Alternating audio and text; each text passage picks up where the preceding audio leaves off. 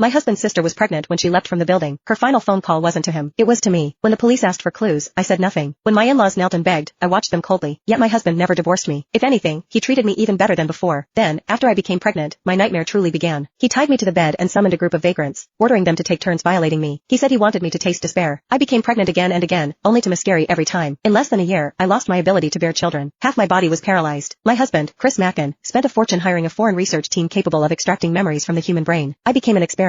Jenny, the day you let my sister die with injustice hanging over her head, you should have known this day would come. She treated you like family, and you repaid her by working with her killer to destroy her. This is your retribution. I lay bound to the bed like a corpse, listening to Chris's hysterical curses, every word cut like a blade. No, that's not how it was. Then how was it? He roared. Say it. He grabbed my collar, eyes bloodshot as he demanded the truth. The words reached my lips, only to be swallowed back down. Despair crept into my voice as I begged. I can't say it. Please don't force me. His expression stiffened, then twisted into something monstrous. Put the device on her. Extract her memories now. I don't care if she lives or dies. I want the truth. His hatred for me had reached its peak. He locked me inside a glass chamber and had it transported to the city's central plaza. Hundreds of media outlets were invited to witness what he called the unveiling of the truth. What was, in reality, a public execution. 2 years ago, countless people had seen Lisa Mackin, 5 months pregnant, jump to her death. The case drew enormous attention, especially since the police had never solved it. Over time, the incident only continued to fester. The moment news broke that the case would be reopened, the plaza flooded with people. Shouts rose like waves. In the audience, my father-in-law supported my mother-in-law, who refused to sit down. My silence back then had dealt them a devastating blow. They'd urged Chris to divorce me, only to be refused. The resentment had never faded. Now, realizing Chris's painstaking intentions, my mother-in-law wept uncontrollably. Do you know how I've lived these past 2 years? She screamed. You venom-hearted animal. I wish I could tear open your chest and see whether your heart is black. My father-in-law patted her back, his eyes hollow with grief. Lisa had been entrusted to them by a close friend. There was no blood relation, yet she had been closer to them than a biological daughter. I watched everything through the glass, choking on sobs that made no sound. At Chris's signal, a helmet-like device lowered over my head. Hundreds of fine silver needles sprang out and pierced directly into my scalp. In an instant, it felt as though hundreds of leeches were sucking at my flesh. The tearing pain forced screams from my throat. Chris listened to my shrill cries, excitement flickering in his eyes. Sir, one of the technicians said nervously, her body is too weak. If we don't administer nutrients first, this could be fatal. Absolutely not. Chris snapped, eyes blazing with malice. Inject adrenaline. Let her die after the memories are extracted. The technicians hesitated, but under his authority, they could only comply. A syringe of adrenaline was pushed into my body. As the liquid surged through me, my entire being jolted into an unnatural state of stimulation. The memories buried deep inside began to churn. At Lisa's grave, Chris had already been kneeling for 2 hours. I approached with flowers in my arms. Looking at Lisa's smiling face in the photo, my eyes reddened. Just 2 days before her death, we'd gone shopping together. As I bent to place the flowers down, Chris suddenly snatched them from my hands and smashed them into my face. Don't stain my sister's grave. I trembled, bitterness lodged in my throat. Chris, about Lisa's death, I'm hurting more than anyone. The words only enraged him. Without warning, he dragged me to the ground. My head slammed hard against the gravestone, blood instantly staining the engraved letters. Yet, he showed no mercy. He pressed me against the icy stone, roaring in my face. Jenny, my sister died because of you. And you dare cry here like this? She was on the phone with you for 10 minutes before she died. What did she say?